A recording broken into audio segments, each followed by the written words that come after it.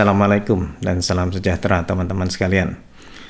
Pernah nggak teman-teman sekalian menemukan anak kita menutup kedua telinganya seperti ini?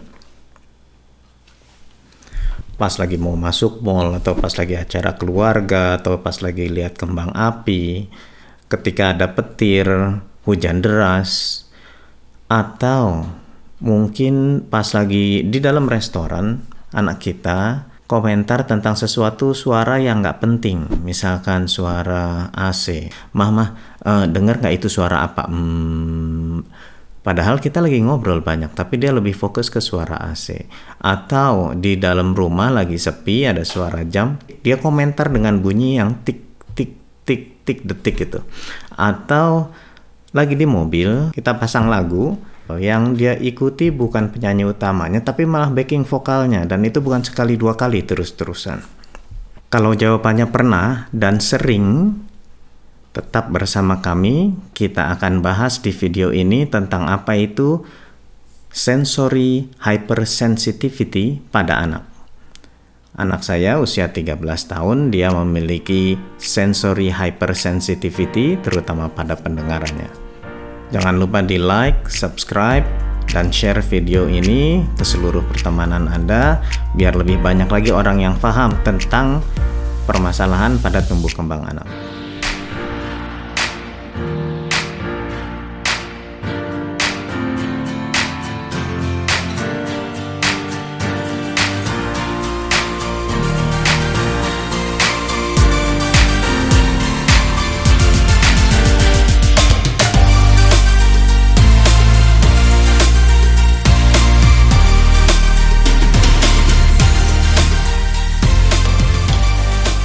Jadi teman-teman, anak saya ini dulu sering banget ya tutup telinganya di mana-mana. Saya pikir kok aneh banget sih anak ini kok nutup telinga melulu. Saya turunin telinganya, jangan ditutup kupingnya. Saya bilang kayak begitu. Nanti paling 3 detik dia udah nutup telinga lagi. Pernah suatu pagi dia datang ke saya usia 4 tahun atau 5 tahun bilang ke saya, Papa, ya kupingku gatel katanya gitu. Oh, kenapa gatel? Sini coba Papa lihat. Begitu saya lihat, nggak tahu aja ada tisu dimasukin ke kupingnya dia. Loh, kok kamu masukin tisu ke dalam kuping kamu? Ini jangan dilakuin kayak begini. Ini kalau basah bahaya. Besok-besok jangan dimasukin lagi ya tisu ke dalam telinga ya. Dia bilang, oh iya Papa. Hanya dalam waktu 3 hari saya udah menemukan tisu baru ada di dalam telinganya dia.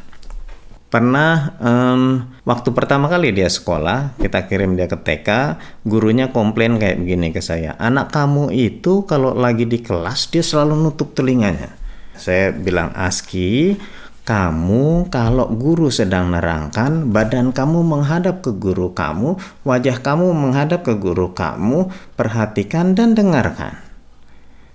Dulu saya tuh masih bodoh, belum paham hal-hal kayak begini. Seharusnya saya tuh sudah aware kalau ini nih menjadi suatu masalah dalam tumbuh kembang. Tapi saya nggak melakukan itu. Sampai usia 6 tahun, akhirnya anak saya didiagnosa bahwa dia autisme. Dari situ baru saya belajar. Oh, ternyata kayak begini tuh anak autis itu bisa punya permasalahan di sensory hypersensitivity. Tapi saya nggak paham. Dan saya menyesal sekali begitu paham. Ternyata selama ini 6 tahun, 7 tahun saya biarkan anak saya struggle, memiliki kesulitan dengan pendengarannya, dan saya cuma paksa dia aja. Kenapa kamu kayak begini? Kamu harusnya nggak kayak begini. Saya nggak mau anak-anak di Indonesia mengalami hal yang sama karena orang tua kurang paham seperti saya. Makanya di sini saya akan sharing bagaimana cara mengatasi untuk anak yang memiliki hearing hypersensitivity. Nah, hypersensitivity ini terjadi pada anak saya yang autis. Akan tetapi ini bukan berarti kalau anak kita memiliki hearing hypersensitivity berarti dia autis. Jangan salah. Karena masalah sensory hypersensitivity itu bisa di hearing, pendengaran, penglihatan, rasa, sentuhan, bisa di mana aja. Nah, itu bukan hanya terdapat pada anak autis saja, bisa pada disorder yang lain. Makanya saya sarankan ke dokter dulu, biar dokter yang menganalisa. Nah, sekarang saya akan sharingkan bagaimana saya mengatasi hearing hypersensitivity pada anak saya.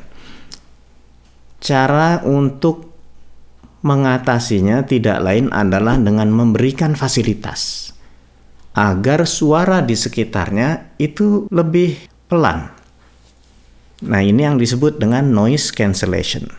Nah, semua alat yang saya gunakan untuk anak saya harus diingat, tidak boleh dikenakan kepada anak teman-teman semua tanpa dikawal. Harus selalu dengan pengawalan. Karena dengan mengenakan alat-alat ini, bisa jadi ada suara-suara kecil yang jadi tidak terdengar sama mereka. Mereka akan nyaman, mereka pasti akan merasa nyaman. Tetapi ada bahaya-bahaya seperti sepeda lewat. Sepedanya nggak ada bunyinya, tiba-tiba ketabrak. Nah, hal-hal kayak begini harus diperhatikan. Jangan sampai karena mengenakan alat ini kemudian anak kita ketabrak sepeda, misalkan kayak begitu. Nah, langsung yang pertama adalah ini. Earplug. Earplug ini murah meriah, bisa didapat di mana aja. Saya punya, ada di laci kamar saya, di laci kamar Aski, di mobil, di tas untuk pergi-pergi, ini selalu ada. Sekali beli itu satu renteng kayak begini. Isinya bisa 5, bisa 10, bisa 15. Ini adalah noise cancellation terbaik. Dia bisa mengurangi tingkat suara antara 15 sampai 30 dB.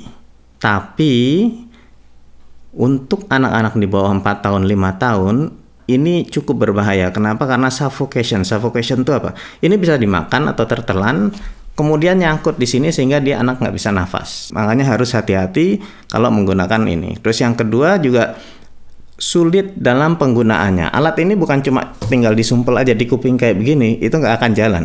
Ini dia nanti akan jatuh. Tapi saya kasih tahu caranya. Alat ini nih harus dilinting sampai kecil sekali, sampai tipis, kemudian baru dimasukkan penuh ke dalam telinga. Terus ini harus ditekep. Ditekep tuh diapain ya? Ditekan. Nah, itu selama 2 menit. Selama 2 menit dia nanti mengembang, kemudian menutup semua lubang telinga. Nah, itulah baru bekerja. Dia akan mengurangi suara datang dari luar. Dan itu harus satu-satu. Kanan dulu, kanan selesai, baru sebelah kiri. Ini earplug. Yang kedua, earmuff.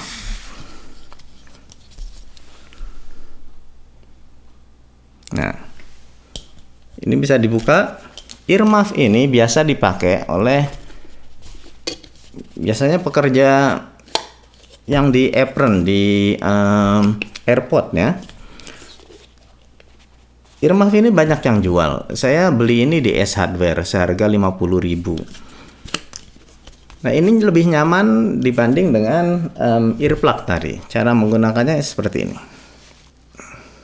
Ini lebih nyaman di kuping dan ini menutup seluruh telinga. Kemudian ini sangat umum disiapkan oleh sekolah-sekolah di Australia.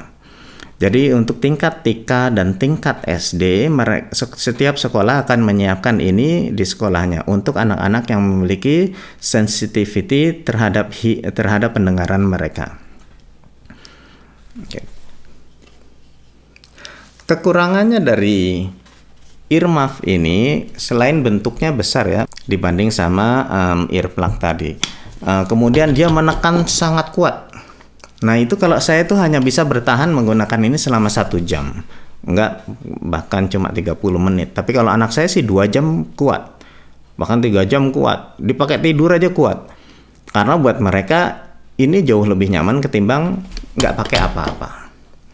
Nah, dari earmuff. Jadi dua ini, earplug dan earmuff, adalah alat yang tidak memiliki rangkaian elektronik. Jadi mau dipakai di dalam rumah, di luar rumah saat hujan itu bebas. Nah, yang berikutnya yang kami gunakan adalah yang elektronik.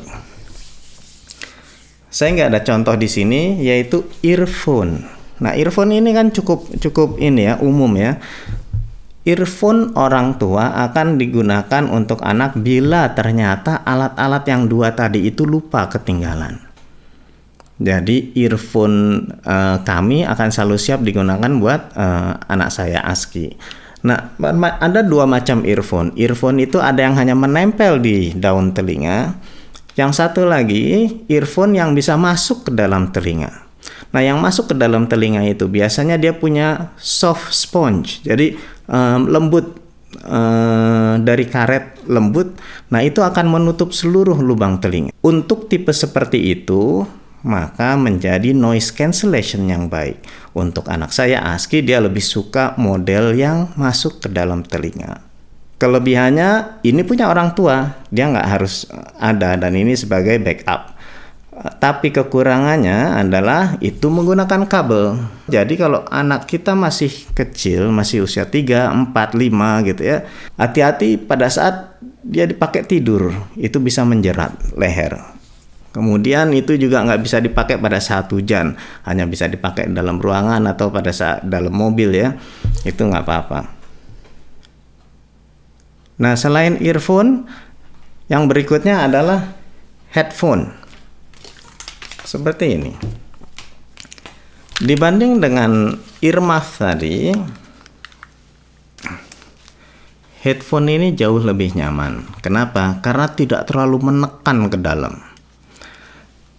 Juga bisa digunakan masuk sambil dengarkan handphone atau komputer gitu ya, nonton YouTube pas lagi di restoran atau gimana, itu cukup nyaman untuk anak.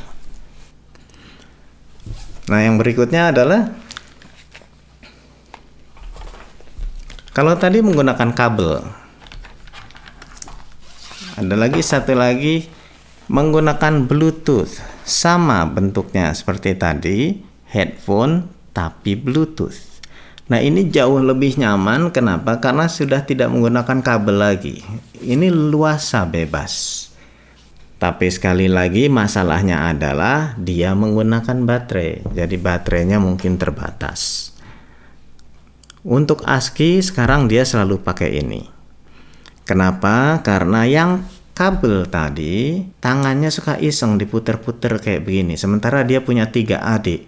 Nah, itu bisa berbahaya nyaut ke mata adiknya yang lain karena dia tinggi, sementara adiknya tuh tingginya kira-kira sama dengan tangan dia.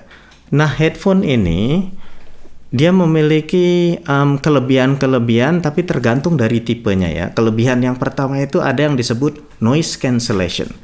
Di headphone ini ada noise cancellationnya. Jadi noise cancellation ini dia mengeluarkan suara di dalam ini.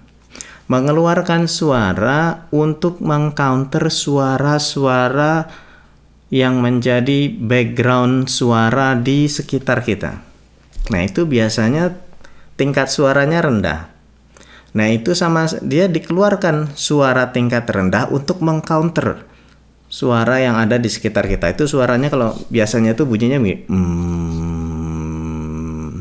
tapi kita nggak begitu mendengar. Jadi begitu noise cancellation diaktifkan, suara rendah itu hilang semuanya. Nah, itu noise cancellation yang biasanya ada di Bluetooth. Ada fasilitas lain lagi yang disebut open mic, open microphone. Jadi biasanya headphone ini bisa jadi headset. Jadi ini tipe berbeda ya, headphone atau headset. Headset itu biasanya dia punya mikrofon. Bisa aja ada gagangnya di sini, mikrofon, atau dia nempel di sini. Ini nggak ada open mic ya. Yang ada open mic itu saya lihat dari teman-teman saya yang bekerja di kantor. Jadi biarpun dia sudah bekerja, sudah seusia saya, kalau dia memiliki hypersensitivity pada pendengarannya, maka mereka akan lebih nyaman menggunakan ini. Nah, itu jadi dia nyalakan noise cancellation-nya, kemudian dia nyalakan open mic. Dengan dua ini digabungkan sehingga suara rendahnya hilang. Kemudian begitu ada orang berbicara itu masuk ke mikrofonnya dia. Sehingga dia seperti ini, tapi sebenarnya mendengar semua yang ada di sini, minus suara-suara dengan frekuensi rendah. Nah, itu teman-teman saya yang bekerja satu kantor, ada 3-4 orang gitu. Mereka selalu menggunakan ini. Kayak begini. Tapi mereka siap open mic. Jadi kalau ngobrol ya ngobrol aja biasa. Tapi mereka merasa nyaman. Nah, itu alat-alat yang saya gunakan untuk ASKI, untuk anak saya. Demikian yang saya ingin sampaikan ke teman-teman pada video ini. Dan sekali lagi jangan lupa, kalau menggunakan alat-alat tadi selalu dikawal anak-anaknya. Jangan sampai anak menggunakan itu kemudian jalan sendiri karena bisa berbahaya. Support channel kami dengan cara mensubscribe dan share video ini ke seluruh pertemanan Anda. Wassalamualaikum warahmatullahi wabarakatuh. Salam sejahtera. Sampai jumpa lagi di video kami berikutnya.